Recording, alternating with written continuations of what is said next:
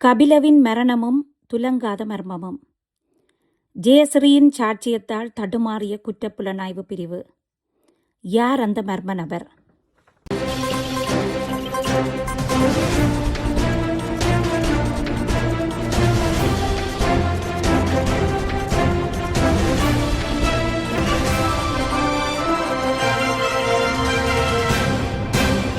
Airbus ஒப்பந்தம் தொடர்பான விசாரணைகள் தொடர்பில் ஸ்ரீலங்கன் விமான நிறுவனத்தின் முன்னாள் தலைமை நிர்வாக அதிகாரி கபில சந்திரசேன கடந்த மார்ச் மாதம் 12ஆம் தேதி லஞ்ச ஒழிப்பு ஆணைக்குழுவினால் கைது செய்யப்பட்டார். மேற்படி கைதானது ஏர்பஸ் கொள்வனவின் போது $2 மில்லியன் அமெரிக்க லஞ்சம் பெற்றதாக சுமத்தப்பட்ட குற்றச்சாட்டில் விளக்கமறியலில் வைக்கப்பட்டிருந்த கபில சந்திரசேன கடந்த 5ஆம் தேதி கொழும்பு நீதவான் நீதிமன்றத்தினால் பிணையில் விடுதலை செய்யப்பட்டார். கொழும்பு மேலதிக நீதவான் அசங்க எஸ் போதராகம 5 லட்சம் ரூபாய் ரொக்க பிணையிலும் தலா $10 மில்லியன் பெறுமதியான 3 சரீர பிணைகளில் அவரை விடுவிக்க உத்தரவிட்டுள்ளதுடன் சந்தேக நபரான கபில சந்திரசேனவுக்கு வெளிநாட்டு பயண தடையையும் விதித்து தீர்ப்பளித்தார். இந்த நிலையில் கபில சந்திரசேனவுக்கு பிணை வழங்குவதற்காக அவரது உறவினர்கள் என பொய்கூறி முன்னிலைப்படுத்தப்பட்ட 2 போலி உறவினர்கள் என தெரிய வந்ததை அடுத்து அவர்கள் கைது செய்யப்பட்டு இன்று விளக்கமறியலில் வைக்கப்பட்ட நிலையில் பிணையில் விடுதலை செய்யப்பட்டுள்ளனர். ஸ்ரீலங்கன் ஏர்லைன்ஸ் நிறுவனத்தின் முன்னாள் நிறைவேற்று அதிகாரி கபில சந்திரசேனவின் பிணை நிபந்தனைகளின்படி அவரது நெருங்கிய உறவினர்கள் ஆழ்பிணை வழங்க வேண்டியிருந்தது. இதற்காக $15,000 வீதம் இருவருக்கு பணம் வழங்கி அவர்களை நீதிமன்றத்தில் அழைத்து வந்து பிணை பெற்றமை விசாரணையில் வெளிச்சத்துக்கு வந்தது. இதையடுத்து பிணை நிபந்தனைகளை மீறி நீதிமன்றத்தின் நம்பிக்கையை சிதைத்துள்ளமையாலும் கபில சந்திரசேனவை மீண்டும் கைது செய்து நீதிமன்றத்தில் முன்னிலைப்படுத்துமாறு கொழும்பு பிரதான நீதவான் உத்தரவிட்டிருந்த நிலையிலேயே அவர் கொல்பிட்டியில் உள்ள அவரது சகலன் முறையான அரவிந்த டி சில்வா வீட்டில் சடலமாக மீட்கப்பட்டிருந்தார்.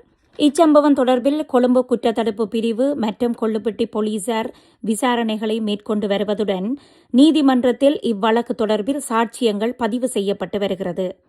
அந்த வகையில் மீண்டும் நேற்று இந்த வழக்கு நீதிமன்றத்தால் எடுத்துக் கொள்ளப்பட்டதுடன் ஏற்கனவே சாட்சியாளர்களாக அரவிந்த டி சில்வா, அவரது மனைவி, கபிலவின் வழக்கறிஞர், ஆம்புலன்ஸில் வந்த வைத்தியர், அரவிந்தவின் சாரதிகள் மற்றும் கபிலவின் பணியாளர்கள் என தொடர்ந்து சாட்சியங்கள் பதிவு செய்யப்பட்டன.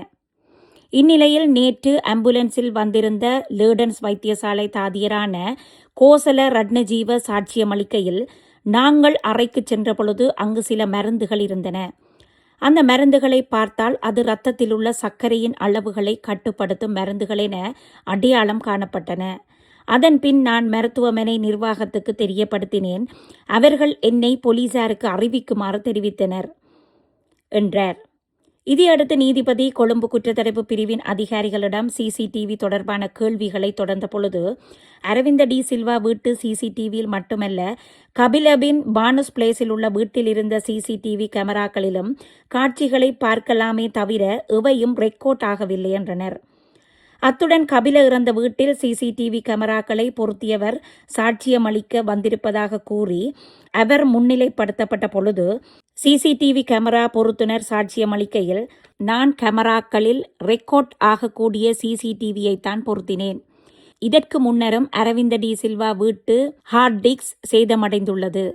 அதனையும் நான் மீள பொருத்தி கொடுத்தேன் என்றார்.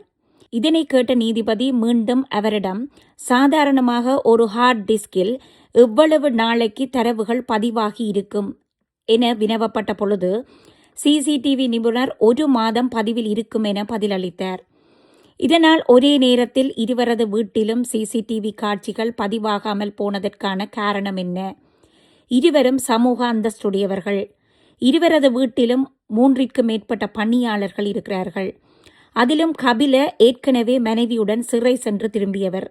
சிறையில் இருக்கும் பொழுது பணியாட்கள்தான் வீட்டை பராமரித்து வந்தனர். இவ்வாறான நிலையில் பொருத்தப்பட்ட சிசிடிவி கேமராக்களில் ரெக்கார்ட் ஆகாமைக்கு என்ன காரணம்? அதுவும் 2 வீட்டிலும் ஒரே மாதிரி சிசிடிவி கேமராக்கள் தொழிற்பட்டது என்பது சந்தேகமே என பலரும் வினவியிருந்தனர். இவை இவ்வாறு இருக்க அரவிந்த டி சில்வா வீட்டில் உள்ள பணியாளர்களில் ஒருவரான ராஜேஷ்குமார் சிவக்குமார் சாட்சியமளிக்கையில், இரவு 12 மணி அளவில் கபில என்னிடம் வந்து தேநீர் தயாரித்து தருமாறு கேட்டார். அதற்கிணங்க நான் தேநீர் தயாரித்து கொடுத்துவிட்டு 12:10 மணியளவில் நித்திரைக்கு போய்விட்டேன். எனது அறை அரவிந்த டி சில்வா சாரின் கார் கராஜிற்கு பக்கத்திலேயே இருக்கிறது. நான் உறங்கி ஒரு மணித்தியாலத்துக்கு பின்னர் 1:30 மணி இருக்கும் திடீரென முழிப்பு வந்தது. நான் எழும்பி பார்த்த பொழுது சமையல் அறை உட்பட கீழ் மாடியில் உள்ள லைட்கள் எல்லாம் எரிந்த வண்ணமே இருந்தன.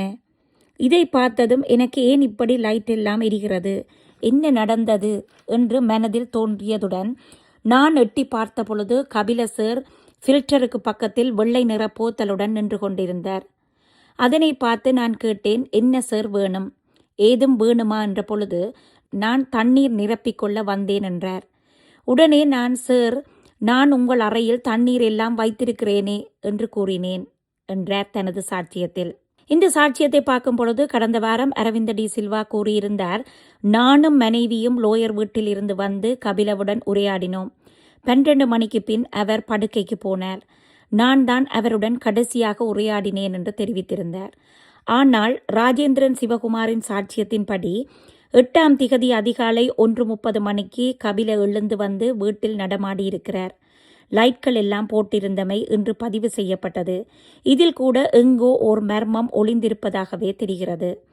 இதையடுத்து அரவிந்த டி சில்வாவின் வீட்டில் இன்னொரு பணியாளரான ஜெயசீலா சாட்சியம் அளிக்கையில், சாப்பாட்டு மேசையில் அரவிந்த டி சில்வா சார், மேடம், அதாவது அரவிந்த டி சில்வாவின் மனைவி மற்றும் கபில சாருடன் இன்னும் 2-3 பேரை தான் கண்டதாகவும், அவர்கள் யார் என கேட்டபொழுது அவர்கள் கபில சந்திரசேனவை பிணை எடுக்க வந்த சாட்சியாளர்கள் என்றும் சொல்லப்பட்டது.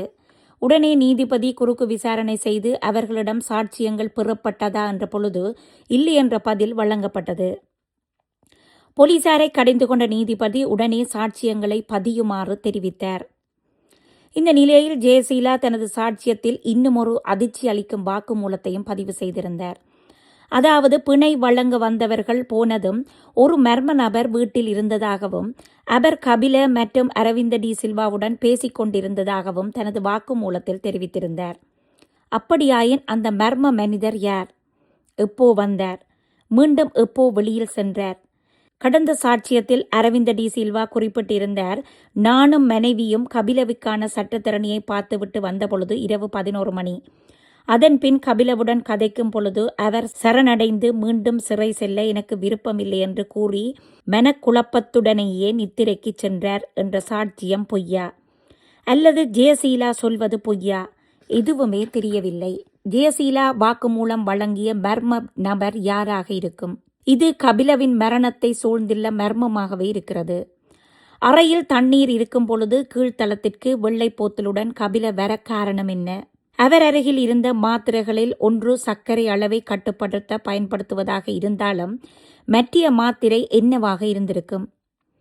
சாப்பாடு சமைத்து பரிமாற மேசையில் வைத்த ஜெயசீலாவுக்கு நிச்சயமாக சாப்பிட்டவர்கள் எத்தனை பேர் என்று தெரிந்திருக்கும்.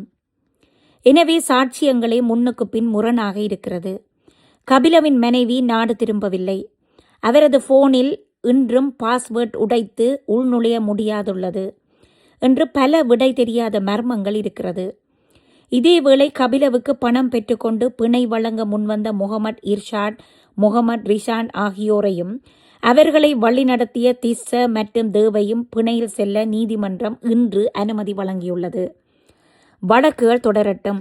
மர்ம நபரை தேடிச் செல்லும் போலீசாருக்கு மர்மம் விலகட்டும். பொறுத்திருந்து பார்ப்போம்.